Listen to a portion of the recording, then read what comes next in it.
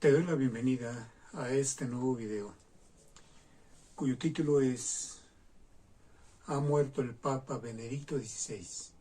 ¿Y ahora qué? No sé si has revisado aquel video de hace aproximadamente 4 años, cuyo título fue Catechón. Recordarás, si es que lo has visto, y si no te invito a que lo veas. Compartimos la opinión de un doctor en teología y con preparación filosófica mexicano, llamado Alberto Villasana. Nos basamos en uno de sus libros llamado justamente así, Catechón. Y también compartimos el punto de vista de un reconocido filósofo italiano llamado Giorgio Agamben, que también escribió un libro donde nos hace referencia a la renuncia del Papa Benedicto XVI. Lo curioso es que, siendo este filósofo ateo, consideró de suma importancia hablar de las implicaciones, sobre todo políticas y teológicas, de este acontecimiento. Y lo curioso también es que ambos pensadores, el mexicano y el italiano, llegan a la consideración de que este acontecimiento de renuncia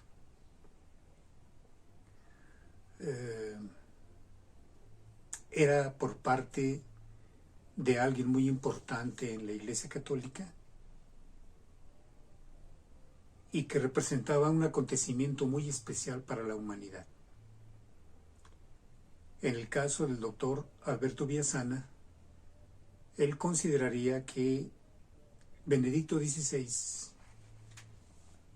sería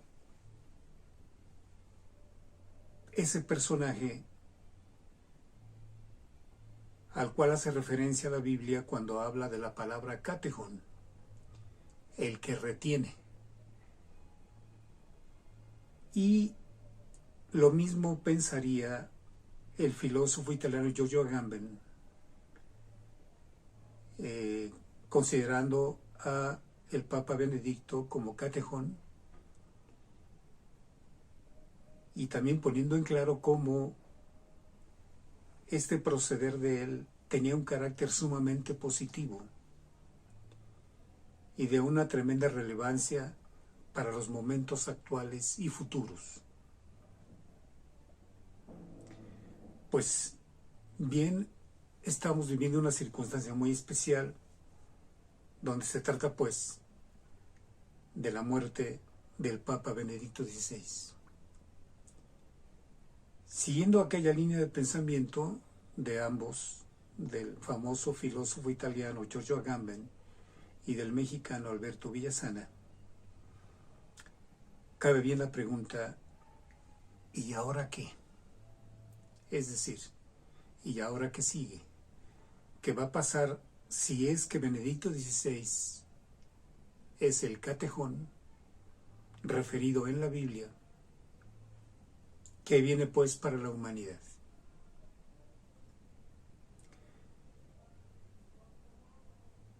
Yo en este momento quiero compartirles cómo fue mi interés y mi conocimiento del Papa Benedicto XVI.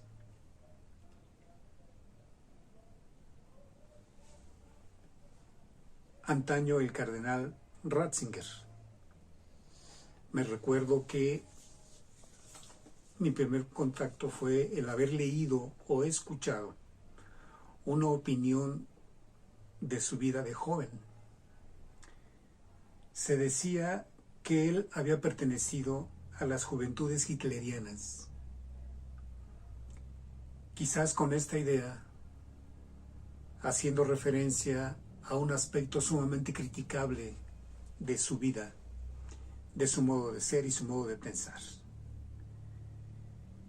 Ciertamente con esta afirmación me hice una idea negativa del cardenal Ratzinger, sin investigar absolutamente nada. Posteriormente, en alguna ocasión, revisando una revista llamada Proceso, venía en la portada precisamente una fotografía de él. Y creyendo aquel comentario negativo con respecto de él, vi su rostro e inmediatamente también le di un carácter negativo a su rostro. El de una película de terror. Sin embargo, un poco de tiempo después, entré en contacto con algunas de sus obras. Empecé a conocerle en cuanto a su forma de pensar y en cuanto a su historia.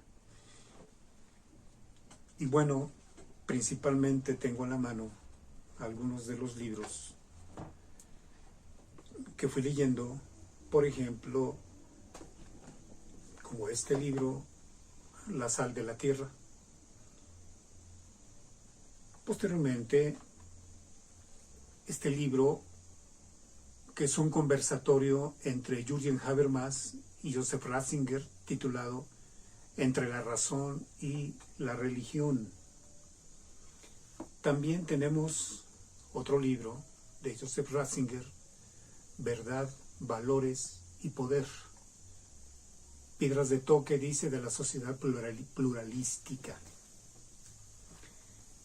Tenemos también el más reciente, más actual, es este libro, Jesús de Nazaret, que en un primer momento se presentó en 3 tomos, aquí está en un solo tomo, por Editorial Encuentro. Y posteriormente me encontré con este libro titulado Últimas conversaciones con Peter Sewell. También tenemos este libro, cuyo título es Dios existe. Y tenemos en la parte superior el nombre de Joseph Ratzinger y en la parte baja Paolo Flores de Arracais. Se trata de un filósofo italiano que invitó a tener un debate al cardenal Joseph Ratzinger. El filósofo italiano se ha asumido como ateo y había buscado con esmero el debate con el cardenal Joseph Ratzinger. Al fin se da este debate, acepta Joseph Ratzinger, pero debatir sobre este tema. ¿Dios existe?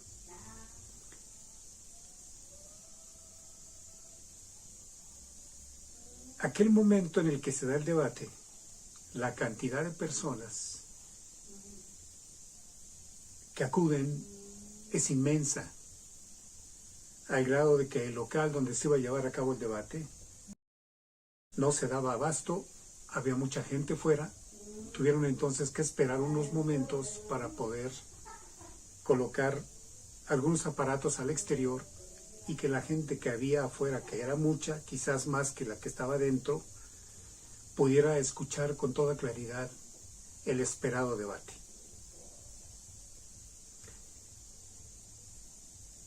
En este debate, y cuya expresión escrita es este libro,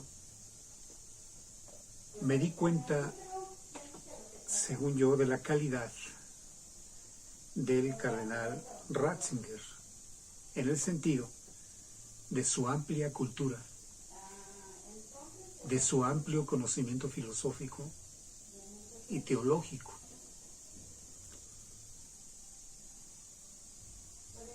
Y donde se nota también su honestidad intelectual, su excelente manejo de la filosofía, su excelente claridad en el argumentar,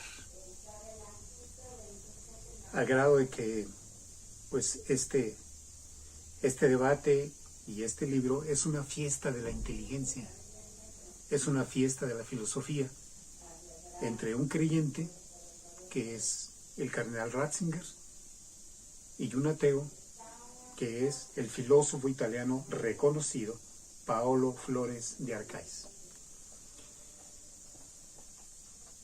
Quiero, por último, compartirte algunas de las ideas, solo algunas ideas, del Papa Benedicto XVI.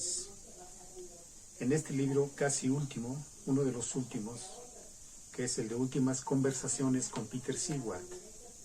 Por ejemplo, se le llega a considerar a Benedicto XVI como el filósofo de Dios. Dice, el filósofo de Dios, la primera persona a la que puede darse el título de Papa Emeritus, Papa Emérito. También se le llega a calificar como, o se le llegó a calificar como el cardenal de hierro.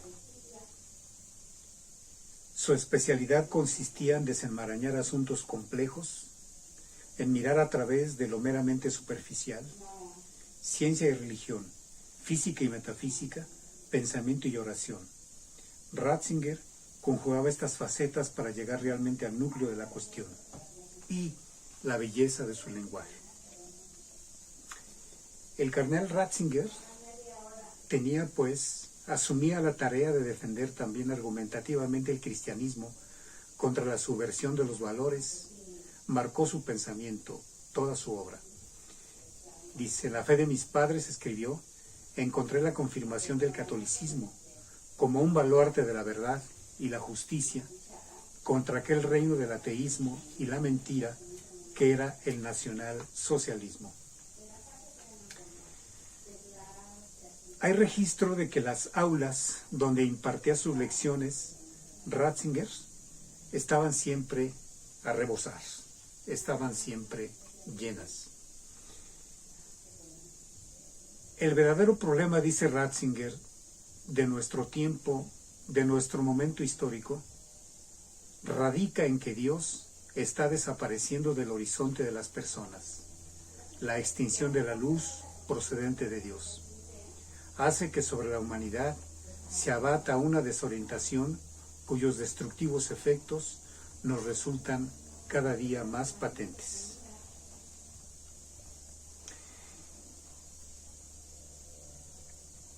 Resulta inolvidable la denuncia que realizó en Roma durante el Via Crucis en marzo de 2005. Dijo, ¿cuánta suciedad hay en la Iglesia? Y precisamente también entre quienes en virtud del sacerdocio deberían pertenecer a Jesucristo completo. El nuevo Papa, Ratzinger, dejó claro que los verdaderos problemas de la Iglesia no radican en la disminución del número de miembros, sino en la pérdida de la fe. Se trata de conservar la palabra de Dios en su grandeza y pureza frente a todo intento de acomodación y dilución.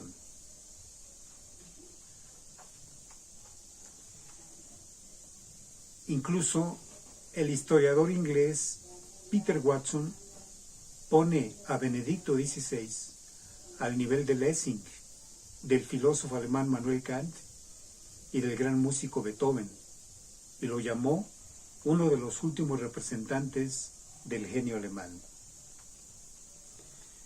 De lo poquito que he podido leer de el Papa Benedicto XVI, me atrevo a considerarlo quizás como el mejor teólogo que ha tenido la Iglesia Católica a lo largo de su historia. Y pienso que Benedicto XVI, si hubiese sido solo filósofo en el siglo XX, creo yo que hubiera sido el mejor filósofo del siglo XX. A raíz de este gran acontecimiento dentro de nuestra Iglesia Católica, que es la muerte del amadísimo Papa emérito Benedicto XVI, quizás muchos católicos queremos saber qué puede significar este acontecimiento.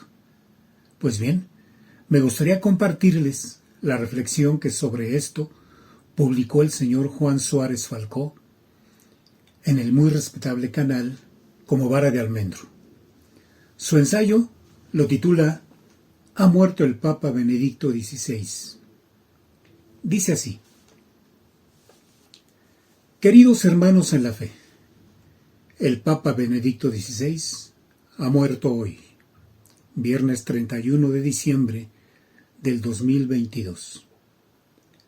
Ha muerto el último día del año como un claro preanuncio de Dios, de que viene un tiempo nefasto y oscuro.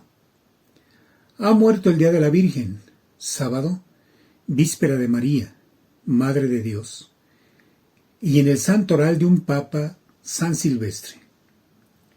Y ha muerto el día en que la primera lectura de la misa de la primera carta de San Juan nos avisa de que viene el Anticristo, y de que estemos atentos los que, por pura gracia, conocemos la verdad de lo que está pasando en la Iglesia desde febrero del 2013. Ha muerto el hombre que quería dedicarse, desde su ordenación sacerdotal, al estudio teológico, pero fue nombrado obispo. El hombre que quería dedicarse a la oración, pero fue creado cardenal. El hombre que quería pasar desapercibido, pero al que llamó Juan Pablo II para ser guardián de la ortodoxia como prefecto de la doctrina de la fe. El hombre que quería volver a Baviera tras su jubilación, pero fue elegido papa de la Iglesia. El hombre que quería reinar desde la humildad, pero al que le dieron un golpe de estado los mismos que le hicieron la vida imposible a Pablo VI, los mismos que asesinaron a Juan Pablo I y los mismos que atentaron contra la vida de Juan Pablo II en tantas ocasiones. Los deicidas, los hijos de la viuda, la sinagoga de Satanás. Ha muerto el hombre odiado por lefebristas y modernistas. Ha muerto el Papa que simuló su renuncia, haciéndola inválida para confundir a los enemigos de la Iglesia, quedándose como Papa reinante mientras el sinagoga de Satanás usurpaba el trono de Pedro y contribuía a separar el trigo de la cizaña. Queridos hermanos, estamos en sede vacante, porque Bergoglio no es el Papa. Él es el intruso del que nos habla Ana Catalina Emmerich, el usurpador del que habla el tercer secreto de Fátima, el motor de la apostasía de la Iglesia, que en su parte putrefacta se transformará en la gran prostituta del Apocalipsis, vestida de rojo y de la púrpura de los cardenales y obispos que defeccionen, la que se prostituirá con el mundo y con las falsas religiones, persiguiendo a los santos y embriagándose con su sangre. Pero, hermano, no estamos huérfanos. Nosotros estamos en el corazón de la mujer vestida de sol. El Espíritu Santo guiará a la Iglesia, al resto fiel que no se someta a las abominaciones de Bergoglio, como guiaba a Israel de columna de fuego, y será protegida por María Santísima Inmaculada, como la nube protegía a Israel del sol justiciero de la ira de Dios, en su tránsito por el desierto. Se está acabando el tiempo de la misericordia, el tiempo de descuento del pontificado de Benedicto. Y quien no quiera pasar por la puerta estrecha del arrepentimiento y de la conversión, deberá someterse a la justicia de Dios. La Virgen del Carmen nos avisó en Garabandal, cuando murió Juan XXIII, de que faltaban 4 papas, y después comenzaría el fin de los últimos tiempos. Tras Pablo VI, Juan Pablo II, Juan Pablo I, Juan Pablo II y Benedicto XVI. Ahora comienza el tiempo final. Quitado el catejón, el poder que frena, ahora Bergoglio y la masonería eclesiástica tienen el camino franco para actuar y Dios lo permitirá. Vienen ahora la apostasía desenfrenada, el anticristo, el cese del sacrificio perpetuo, la abominación desoladora, la persecución de la iglesia fiel, la gran tribulación y, finalmente, la parucía de Cristo y el juicio de las naciones. Ojalá Benedicto haya dejado su testamento en buenas manos y que en él haya puesto por escrito lo que tanto sabemos, que él era el Papa, que le dieron un golpe de Estado, preparado desde que en 1963 se entronizó a Satanás en la capilla de Pablo VI del Vaticano, que Bergoglio no lo es, y que Benedicto se encontraba en sede impedida desde febrero de 2013. Si es así, el cisma se producirá ipso facto.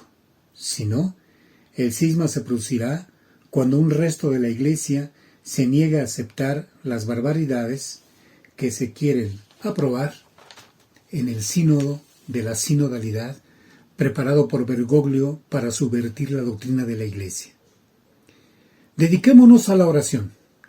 Recemos sin cesar el Santo Rosario, frecuentemente los sacramentos en la Iglesia, que los administrará válida y lícitamente hasta que se produzca el cisma. Imploremos a María Santísima para que nos guarde en su inmaculado corazón, como guardó a los apóstoles en el cenáculo, porque herido el pastor, se dispersarán las ovejas.